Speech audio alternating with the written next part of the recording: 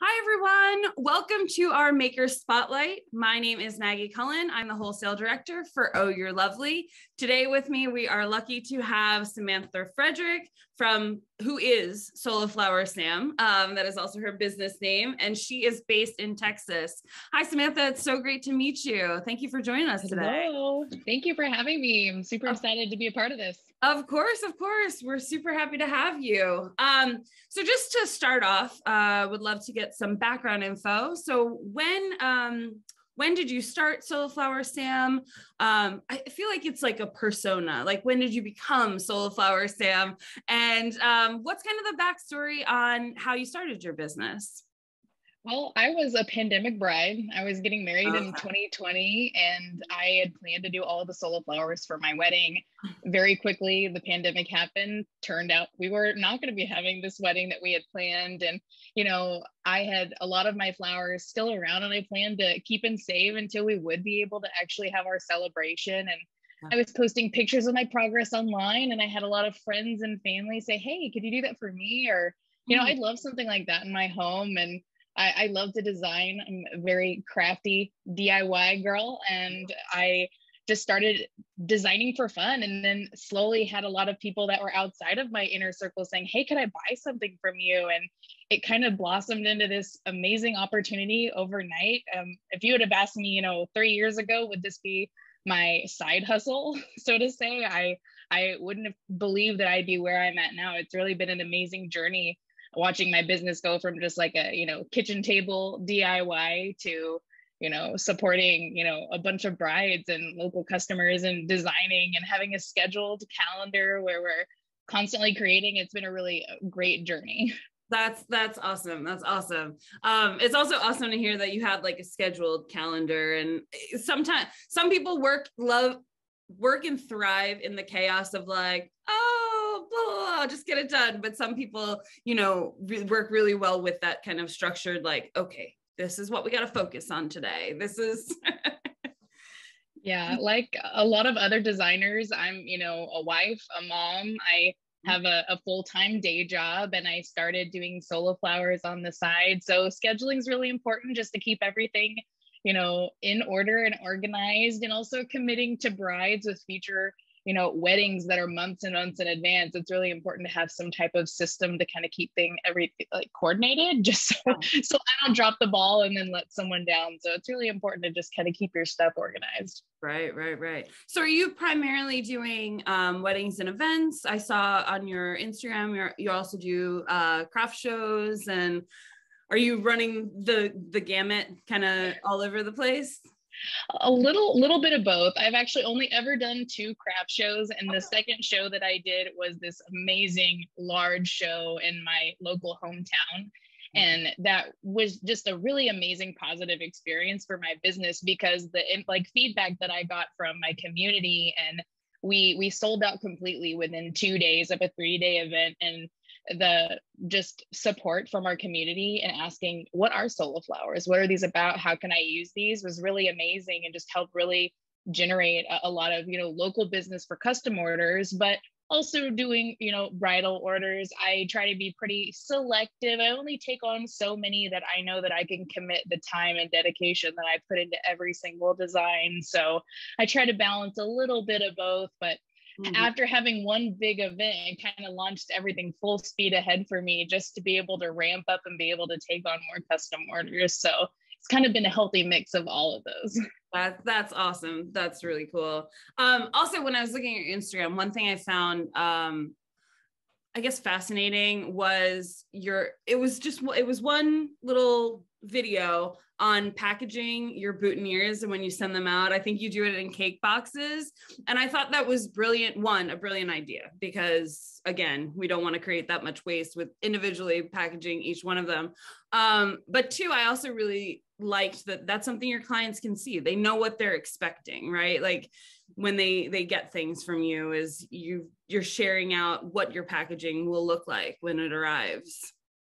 Yeah, I love to share tips and feedback and get opinions from the bride if that's something that they want. And I think it's one of those live and learn type of tips. I know that whenever my cousin actually got married, and she had a very large wedding party, we had boutonniere boxes just like falling everywhere. And it's so much to juggle and handle. And really, there's going to be one person designated to be handing those out. I was like, we could have just had these all in one box.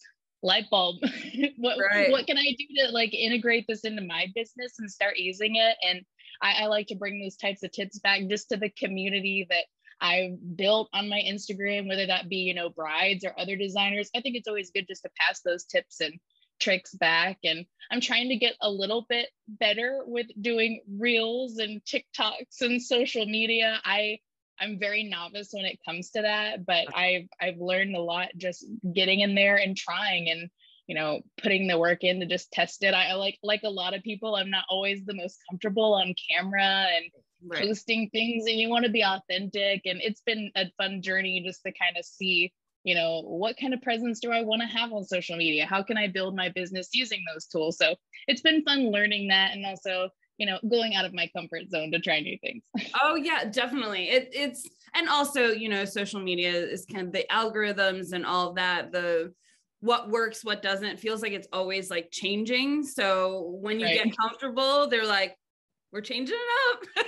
It's time for you to try something new. So I feel like, you know, in that, like, we're always kind of learning like what is going to work best for our business. But I also really appreciate what you said about like being true to yourself and making sure, like, you know, you're not doing things that feel out of line with you and the vibe you want to put forth, you know, into the community and within the community you've already built. So yeah, absolutely. Yeah. So, you know, you were a pandemic bride, started a side hustle. What are some of, I mean, outside of the pandemic itself, what are some of like the challenges you've had to face in being a small business owner, especially with limited time? I think one of the big challenges that I had from the beginning was starting out as almost just, you know, a craft hobbyist in this industry.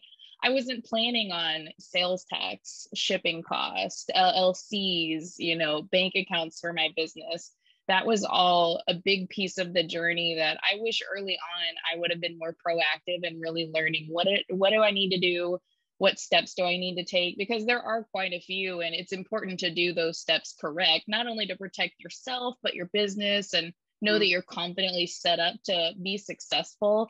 That was one of those tasks that just like knocking each one off of the list, it can be kind of daunting or overwhelming to think like, oh, how do I get a LLC set up in the state of Texas? I don't know that, but just using the internet to get that knowledge and prep myself and just take it one step at a time and get set up. And also asking for feedback from other small business owners that are, you know, not only in my industry, but are local in my area. There's been a lot of really good feedback and resources online that I've leaned on. And I think that would be one of the biggest pieces that I've had to overcome, was just figuring out how can I function outside of the artistic side. You know, I can play with beautiful flowers and build designs all day long, but you know, making sure my taxes and my end of year stuff is going to be good to go, not my favorite thing to do. So it's important to get that kind of set up from the get-go. Yeah. And I think that's one thing, you know, a lot of creatives who go into business are like, I've got the creative part down pat. I know my medium. I know what I'm creating, you know, it's usually a product, and like, I know how to work through that part. But when it comes to that side, you know, the taxes and the getting your business registered and that sort of thing is where it's like, oh, right. This is a whole nother side of business. This isn't, I just wanted to play with flowers. But, you know, like you said, you do have to learn that to protect yourself, to protect your, you know, business, and to make sure your clients, like, it legitimizes you when you have that LLC, or, you know, you're able to talk about the business side of things. Like, you get taken more seriously than if it's just like, I made a beautiful arrangement, you know, and the rest of it kind of falls off. So I totally get that. What, you know, given that you are so busy, right, with your full-time gig, your kids, and this side hustle, what are some of the things you enjoy most about having your own business and about starting Sola Flower Sam? I think it's, not only a creative outlet for me, like I've said, I'm a DIYer at heart. I love to paint, craft, whether we're, coloring with crayons at the kitchen table or going to, build or something with our hands. I love to do that. So it's always a creative outlet for me. And I think it's almost therapeutic in a way where I can just focus, zone out. I always put on my Crime Junkie podcast when I'm designing, and I like to just focus on my work, and that's been a real creative outlet for me. But it's also been something I've got to share with my family. I always look back on this past July, I had an opportunity to put together a big wedding design for a Christmas wedding, and I started very early getting prepped. So it was Christmas in July for real in my house, and my husband kicked our record player on, and my daughter's like, can we play some Christmas music? And it was just a really special family memory that we made, and a mom's just crafting at the table, and my husband and daughter were just having a good time singing along to Christmas songs. Zoe got to be a part of this big order, and I look back on that memory thinking, I wouldn't have been able to make it had it not been for Sola Flower Sam, having this amazing Christmas order. So it's been nice to involve my family in it as well. Yeah, that's an amazing memory for all of you. Like I like get chills. I'm like, oh, that's so sweet. That's so sweet. Awesome. So are there any things about your business in particular that you feel are unique? Because you've been in the Sola Flower world now for a few years, and I'm sure you've seen other designers and that sort of thing. What do you think kind of like makes you, Sola Flower Sam, like stand out from the crowd? I think one thing that makes me unique is that I like to try new things that I've not tried before. I've had a lot of brides bring me unique ideas where maybe they could not achieve that with real fresh florals, and they are trusting in me and my artistic ability to be able to replicate these designs.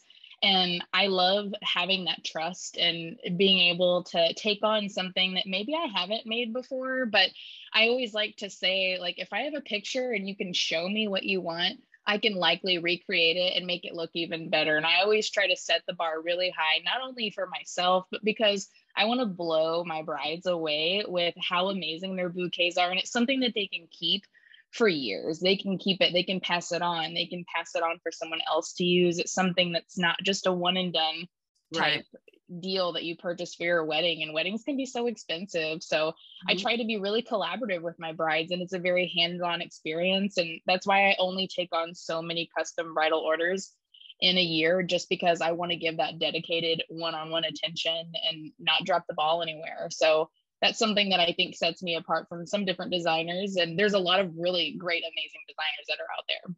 Oh, yeah. But I think that, you setting your boundaries for like, this is what I can take on to give you the best experience that you can possibly get from me. Like, I think that's so important too. I think that sometimes it's hard when there's a potential client out there and you're like, I should take this, but then you step back and you're like, no, this is not going to be the best for either of us. So let's, do what we know we can do. And I love that approach of like, giving them the best experience that they can have. What is one of like the most unique things a bride has asked you to do? Like, design wise, has there been anything that they're like, I want, a circus theme or I haven't had too many off the wall designs. My brides are just so on trend. I feel like a lot of the stuff that we do, it's like I've seen around, and it's really fun to be able to get to design it. But I've got to be involved in some really like unique and sentimental arrangements. And I've had a bride that sent me something that was special that she wanted to have included in her bouquet that was just private for her and her family as a memory to a family member. And knowing that she trusted me to send me that and have that be a part of that bouquet, it was such a, not only a beautiful arrangement to make, but it was beautiful for me just to be a part of that. And it was really moving. And I always like to see if we can incorporate in something special. But I'm also always looking for a challenge. I'm ready for that circus theme one. I'm like, that actually sounds really cool. Like, I feel like we have a very similar design aesthetic in terms of like that.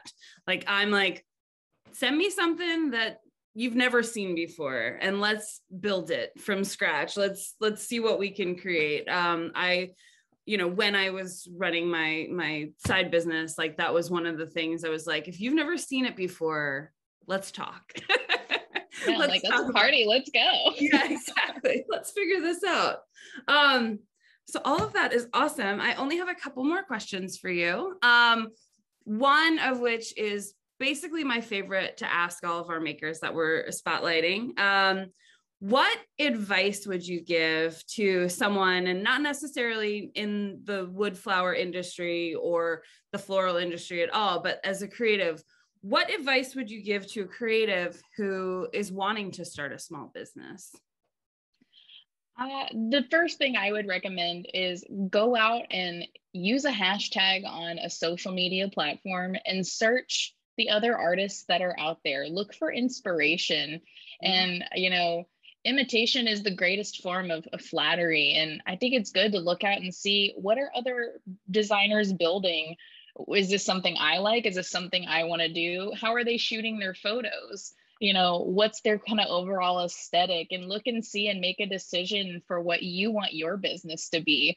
Mm-hmm. And then just take small steps towards building that. I look back on my Instagram from where I began, and I was shooting my photos outside of our apartment on a little crate that I had some real, like, Mother Nature just gave me greenery to look good in my pictures. And I just really upgraded my equipment and my settings of where I shoot my photos and how I get the best lighting. It all just comes over time, and don't expect to be a pro out the gate, because those little steps and little improvements will take you to where you want to be. And it just takes time, and be patient with yourself, because it's very easy when you hit a roadblock to say, oh, I don't want to do this. This is becoming too stressful. I don't really know if this is, if I bit off more than I can chew, and just take a day and then circle back with a fresh mindset, and try again, and be okay to make mistakes and learn from those. Right. I think that's so important, is, to take that step back and be like, no, you can do this. Everyone makes mistakes, everyone hits an obstacle. Everyone, goes through that. And it's all about like figuring your way around, your way over, your way under, your way through, whatever it is, like just taking that beat to really think about, how can I move forward? How can I do this? So I love all of that advice. And my final question for you, is there anything else we didn't cover? Anything you want to mention? Anything you're working on now that you're excited and want to share with the watchers of YouTube? Well, I'm really excited for the next piece in my business. I mentioned earlier, the second biggest craft fair that I ever did was such an amazing success. I have the opportunity where I've applied to be a part of the Christmas version of that festival, and I'm super excited. I have so much work that would need to be done to get ready for that, but again, prioritizing all of my custom orders with what I want to do for this next big event is going to keep me really busy. And my website, solaflowersam.com, is launching in fall of 2022. Exciting. So it's been a long work in progress, and it is nice to finally see all of my baby steps finally pay off. So I'm really excited for what the rest of this year is going to look like for me. That's amazing. Well, whatever the date is that you find out about that show, let us know. So I will. We can send you good vibes for creating all of that Christmas joy. Appreciate it. And that all sounds great. I really appreciate talking with you. I think you have a lot of great insights to offer, business owners, small business owners, whether they are thinking about starting, whether they have started, or whether they're, in the trenches trying to figure out what's next. I think this is a great, opportunity for them to hear from someone who's been through it and is still going through all of it. So thank you again, once again, guys, for you, those out in YouTube land. This is Samantha Friedrich from Sola Flower Sam. And again, she is based in Texas. We will be sharing all of her social media, and once her website, we will add that in. Once her website is live, we'll add that into the mix to share. But again, Samantha, thank you so much, and really appreciate you taking the time to meet with us today. Awesome. Thank you.